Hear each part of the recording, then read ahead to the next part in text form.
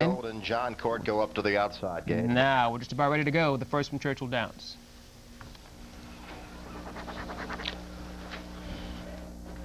Oh, I love the tension, the drama, Inch of gold the going anticipation. This is called a dramatic pause. Is it?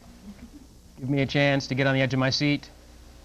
in. And they're all in line. Right after this, we have the second from Hoosier and They're Laurel. off and running. Strong start for Haver Home by Midnight. Short lead from Inch of Gold on the outside. Ironic Lady now punching through. Ironic Lady gets her nose in front.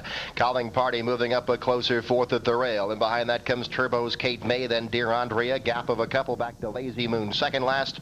And No Appeal at the back of a bunch. Field is 7 lengths off the lead with 4.5 furlongs left to go. Calling Party and Calvin Burrell clear by a length now to Ironic Lady in second.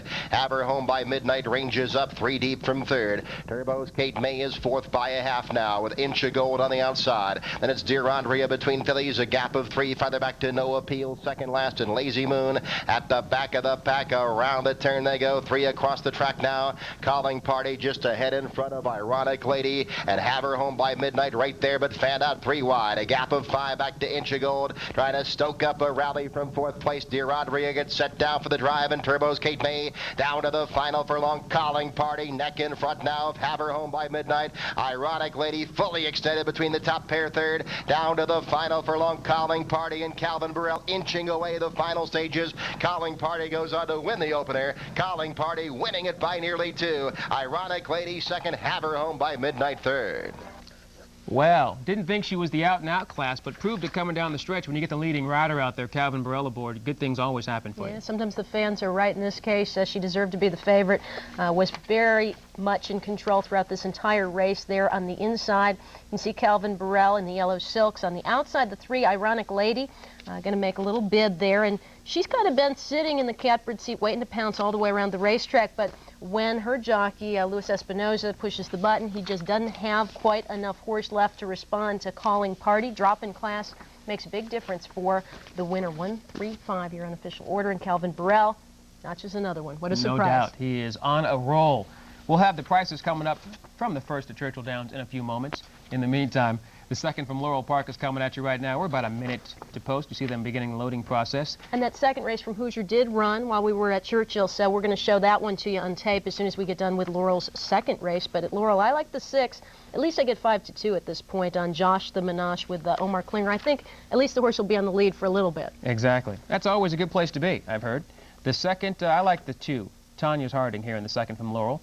Tanya's Dancer, sorry, not Tanya's Harding. I apologize. Freudian slip. She's back, you know. I saw. Good for her, I think. The 5 is Bad Dog, loading in right now. Checking out the second from Laurel. And there goes the 6, Josh the Menage, your selection. So we like 2 and 6 here in the second from Laurel Park.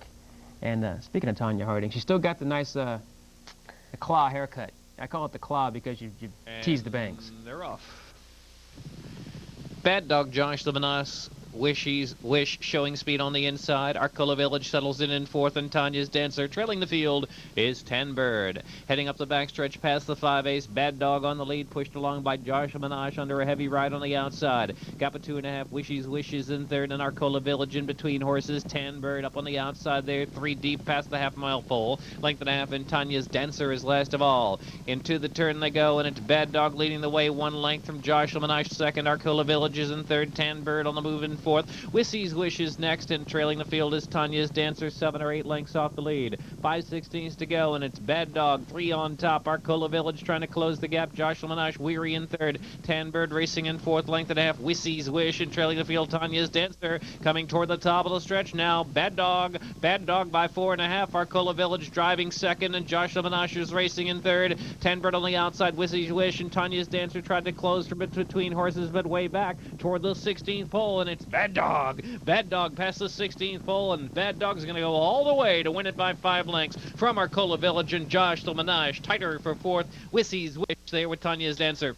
Well, Bad Dog was a bad mother. Shut your mouth. I'm just talking about your winner from the second at Laurel Park. Boy, you know, every once in a while you have a feeling it's going to be one of those days. And when Josh the Menage wasn't on the lead, I knew it was going to be one of those days because Bad Dog broke sharply with the addition of blinkers, put him on the lead, put him on the game, focused, and he ran every step of the way under Nick Goodwin to come home with the easiest win here. Again, second race from Laurel, won by horse wire to wire. Whoever broke on top finished on top. So it might be the start of a trend, who knows, but in this case it's a little upset in the second. 5, 3, 6, and Bad Dog.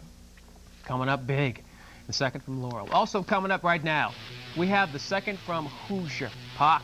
Check out your final odds as we show you the race on tape. A couple minutes ago, but I went with the 8, Run for Bob.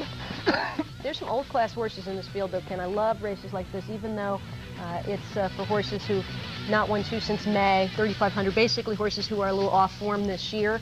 Some of these horses were good at one time. You have the 4 Ballistic Bob, earnings of over $200,000. The 7 Tarzan's Blade, earnings of over $600,000, 6-to-1 odds at post time. Run for Bob, my choice. Horse coming off a second place finish at 4-to-1, and Mr. Wishy 9-to-1 on the outside. I have no idea who I picked in this one, so let's check it out and see what happens. The second from Hoosier Park.